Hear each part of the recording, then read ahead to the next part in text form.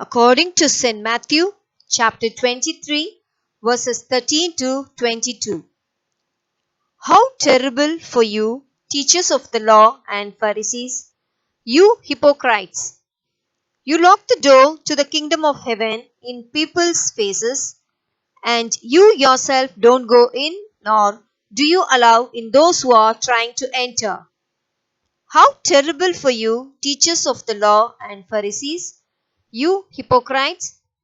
You sail the seas and cross whole countries to win one convert, and when you succeed, you make him twice as deserving of going to hell as you yourselves are.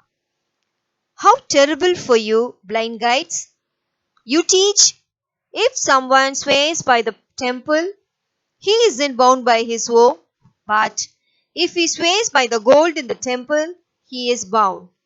Blind fools! Which is more important, the gold or the temple?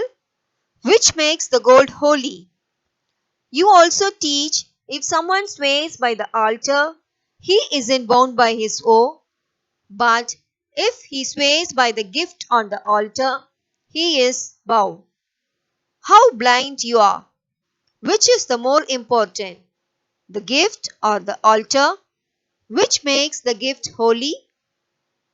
So then, when a person swears by the altar, he is swearing by it and by all the gifts on it. And when he swears by the temple, he is swearing by it and by God who lives there.